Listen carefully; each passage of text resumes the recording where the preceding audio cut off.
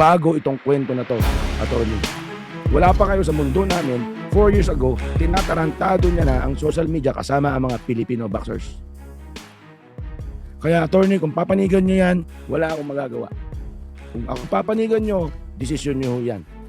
Ayun, kung pagdating naman sa mga reklamong natatanggap niyo, ang akin lang masasabi, maging patas tayo. Sa ibang balita, ayon kay Champ Coterahan na tila sinawsawan daw ni Pau Salud ang nag-aapoy na bangayan nina former world champion Milan Mel Indo at Silver Voice na pwede pa naman daw maayos ang gusot. Kanang problema ni Milan og ni SB, gamay ra man tana, mahilot ra man na. Kanay mong si Pau Salud pod, sawsawan ba?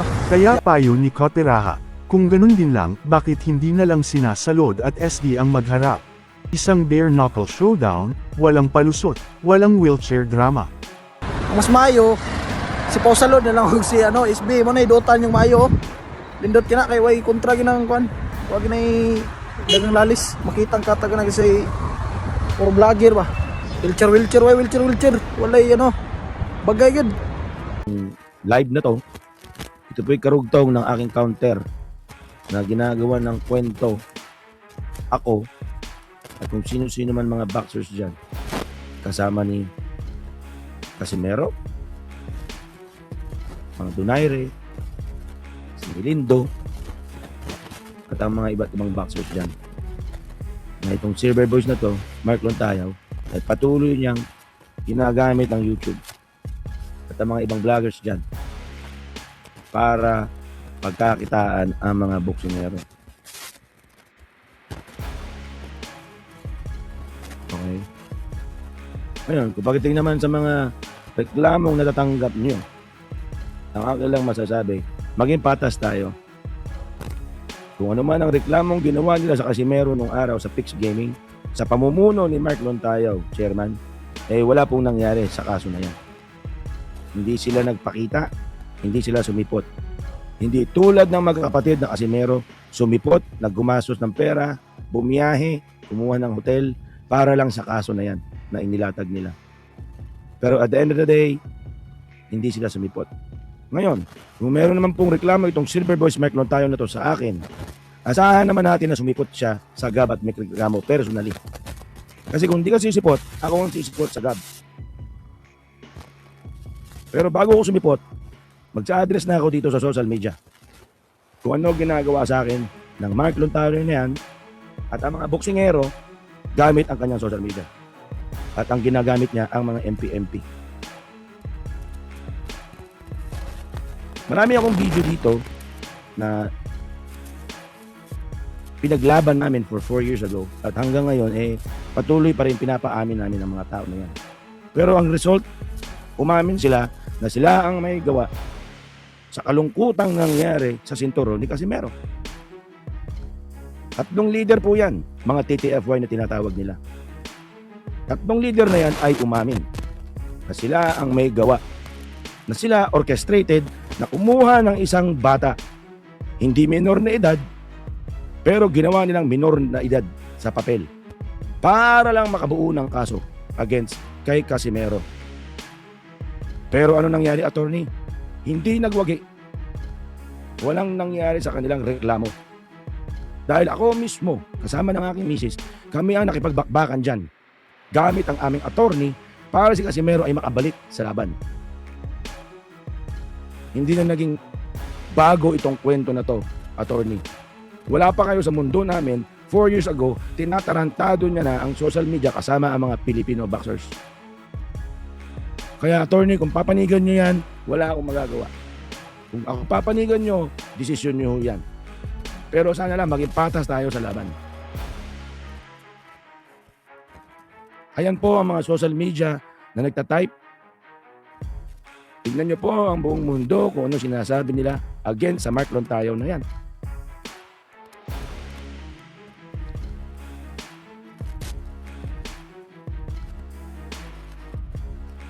Chairman, hindi po ito biro-biro sa katarantaduang ginagawa ni Silver Boys Mark Lontayaw sa Philippine boxing industry. Hindi na po tama. Maski ako ay ginagamit niya na. Lahat ng mga agency, na mga lahat nirereklamo na ako kasama na ang GAB.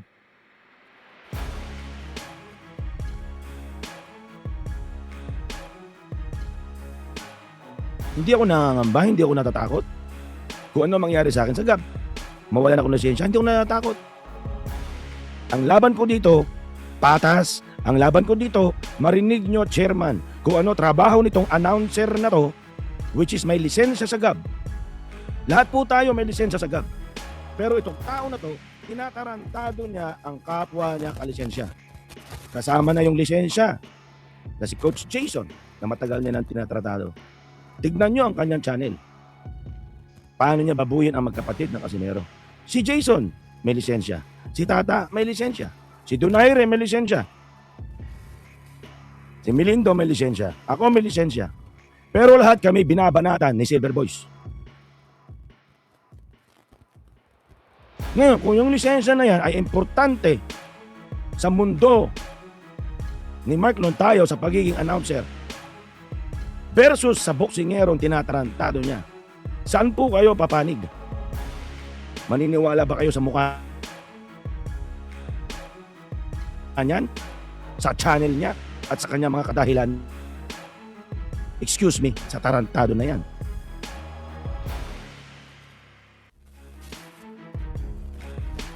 May mga audio kami, chairman, na kailangan yung intindihin, unawain at malaman. Nasa sa inyo po yan kung anong desisyon nyo. Pero ang masasabi ko sa inyo, ang buong social media ay nakaabang po sa inyong desisyon.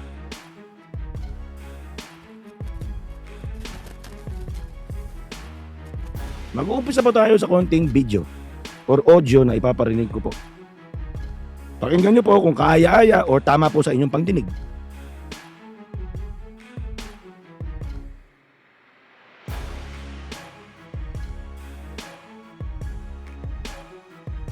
Tingnan nyo po to, chairman ha, pakinggan nyo ha. Kanina kung anong sasabihin ko kay Jason na putang ina mo kay Jason, lumayas ka na diyang hinayupa ka, wala ka nang ginawang tama, pinapahamak mo ang kapatid mo, kung concern ka talaga sa kapatid mo, lumayas ka na dyan. Kanina kung anong sasabihin ko kay Jason na putang ina mo kay Jason, lumayas ka na diyang hinayupa ka, wala ka nang... Ayan po ha, minumura niya si Jason Casimero na may lisensya. Siya may lisensya, isang announcer. Minumura niya ang coach. Kandak. Isa lang po yan ha. Ito po yung mga ibang video. Audio.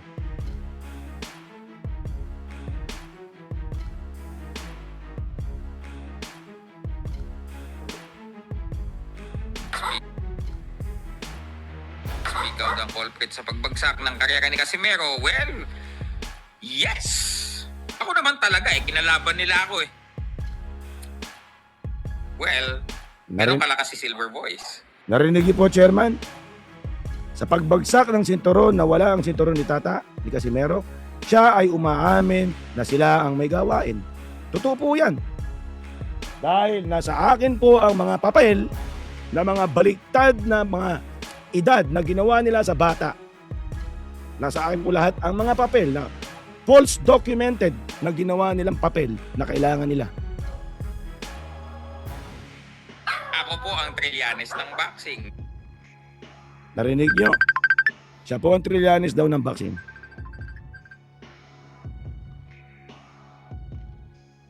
Now, ito pa, Gab Chairman. Ganon ako kalakas. Ganon kalakas si Silver Voice. Ako ang may dahilan kung bakit natanggal ang belt ni Casimero. Narinig niyo po, Chairman? Ganon. Si Casimero po ay 3 division champion na professional boxer. Itong tarantadong tao na to ay ginamit ang social media at ang babae para ma-influensyahan nila ang kanilang plano. Ako kalakas. Paririnig ko ulit sa inyo, Chairman ha. Ganon ako kalakas. Ganon kalakas si Silver Voice. Ako ang may dahilan kung bakit natanggal ang belt ni Casimero. Yes. Narinig niyo na po yun, Chairman? So, So, ganon ako kalakas. Ganon ako kalakas kalaban. nakita niyo na, Chairman. Ito pa, Chairman. Last time with us, kay Rigondo, $225,000 US dollars. That's around 12 million peso. Okay? Kung ano man po ang gawin at bilihin nila, wala na po ako. Okay, wag na po yan muna. Dito muna tayo sa isa. Pakinggan niyo po ito. Kaninang alauna ng madaling araw. Okay, so makakuha tayo ng kahit police report man lang kasi Monday daw tutulak siya pa Puerto Rico kakao. Yung police report, nasa akin po yung document ng police report. Panoorin niyo po yung episode ko sa aking channel. Bibigay ko po sa inyo ang link.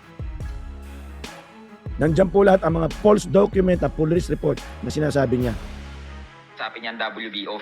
So at least kahit police report, tapos kung mapa-speed up daw yung CCTV sa hotel, willing daw siyang magpadala kahit 500k para may padulas dun sa kwan. O sabi ni Sir Sean. Narinig niyo, Chairman? 500k CCTV padulas. Sir Sean daw. Sana, Chairman, nagigising kayo sa mga gawaan itong mga kulto na to. So, lalo na pagdating mo. So, ngayon, kahit magbi-BI pa lang kami, sana kung makuha na, kung possible na makuha, tapos forward ko agad kay Sir Sean. Kasi yung hinaan niya, pupunta daw siya Puerto Rico. Ayan po ang kwento nung araw. Nung time na nawawala ang sinturon ni Tata. Kasama po yan sa kaso na pangalang babaeng si Joy. Alam ko po ang kwento niyan 4 years ago pa. 4 years ago na po ako dito sa Casimero. February of 2022.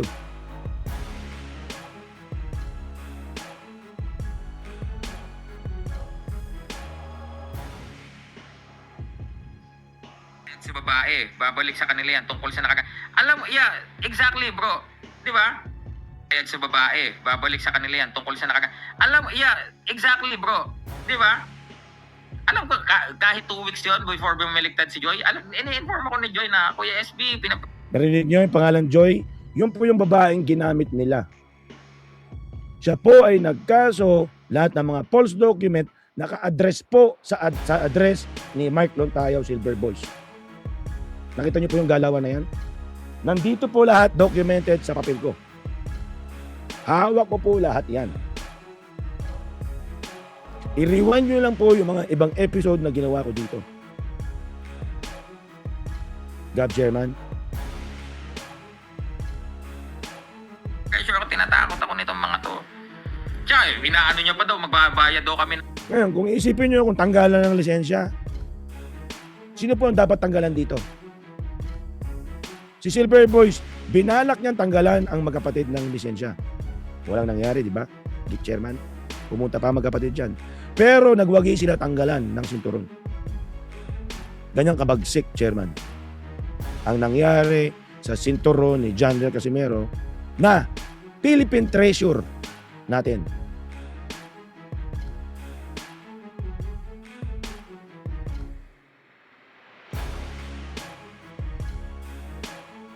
Ngayon, kung ang magkapatid ay walang boses o ayaw magreklamo sa kanilang laban o kung anong laban man yan, hindi ko po sakop yan.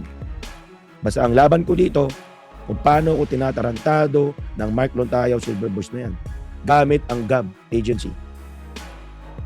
Ngayon, kung anong hamon meron dito, haharapin ko po. Magwagi na at manalo kung sino ang totoong tao rito.